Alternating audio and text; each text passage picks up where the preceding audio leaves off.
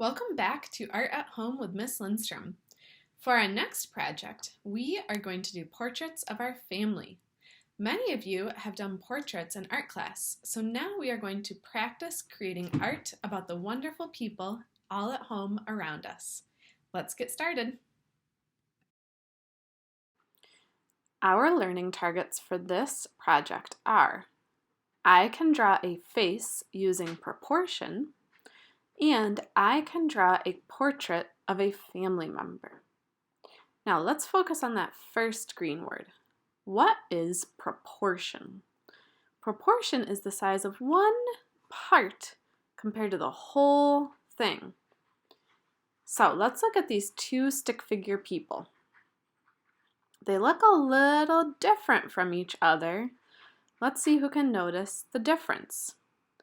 So the first stick figure is in correct proportion. The head and arms and legs are all the right size compared to the whole body. That means it is correct proportion. Now the second stick figure is wrong.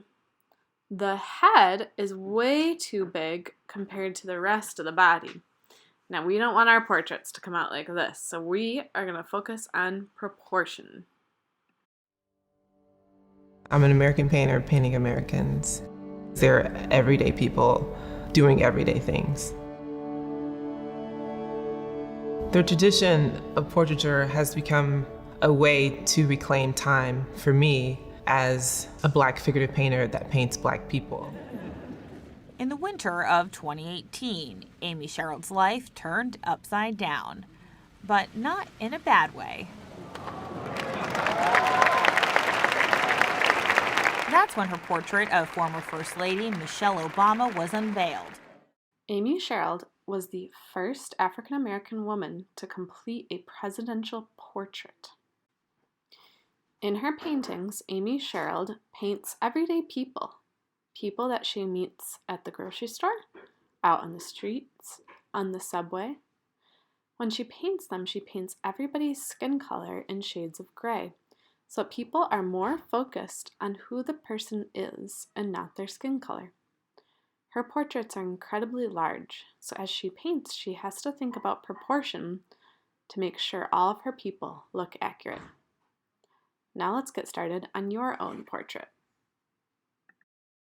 So let's talk about proportion when we are going to create our faces. For this project, we are just going to focus on creating a portrait of our family member's face. Now, all faces need two eyes, a nose, a mouth, and ears. Does this look right to you? I mean, the eyes are at the top of the head and the mouth is at the bottom. No, that is not right. So let's slide some things around. Believe it or not, your eyes are halfway down your face. All of that space at the top is your head. That's where your hair goes and your forehead.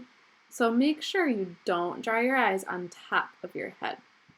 Now, the nose goes right in the middle and is pretty long. It's a lot bigger than most people want to make their nose. Then our mouth.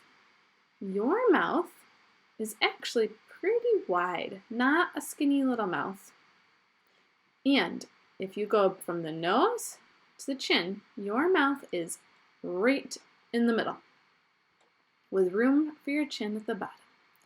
Now your mouth is also as wide as the middle of your eyes, the pupil of your eyes. So make sure you make your mouth nice and wide. Now let's put on the ears. Your ears actually go between your eye and your mouth on the side of your head.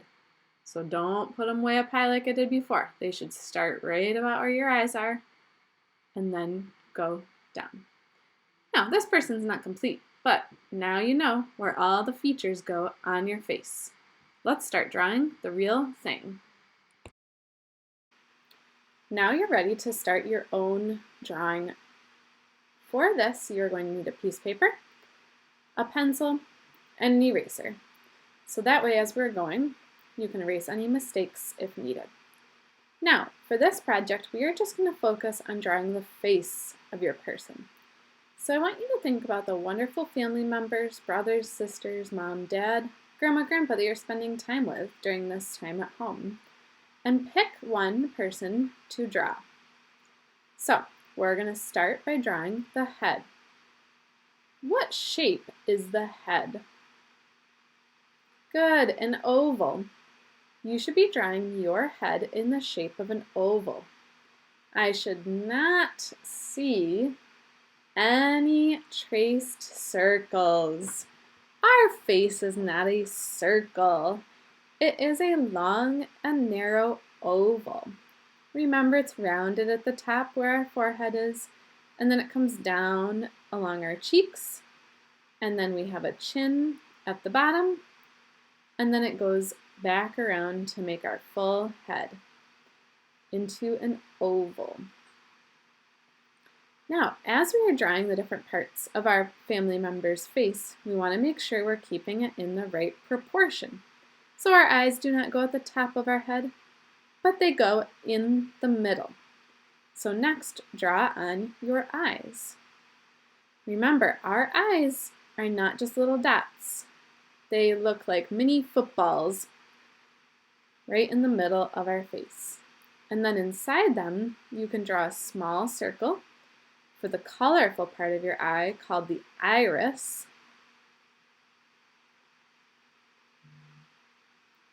Then you can draw the even smaller little black circle in the center called the pupil. Awesome. Next, we are going to work on the nose. Remember, your nose is a lot bigger than you want to draw it. So we're going to start between the eyes and come down long and straight for your family member's nose. Now, don't forget, we have 2 nostrils on either side. Don't forget that silly word, nostrils. That's what helps us breathe. Then in the center, we have the ball of our nose. Great. Next, we need to get in the mouth. Now, our mouth is halfway between the nose and the chin, and it's really wide. It goes as wide as the pupils in each eye. So you can even put a little mark there if you want to help you. Now remember, our face, or your family member's face, has 2 lips, not just a line in the middle. So we need to draw the bottom lip and the top lip.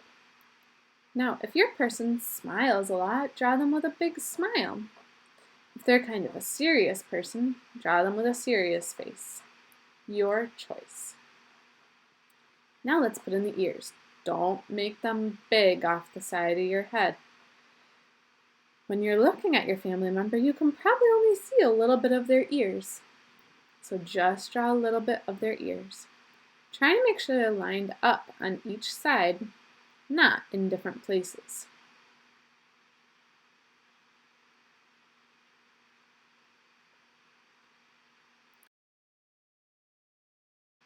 Great, now let's add in the smaller details. Your person probably has eyebrows that you can draw in above the eyes, eyelashes. Now, my person wears glasses, so I'm going to draw glasses on her face very carefully.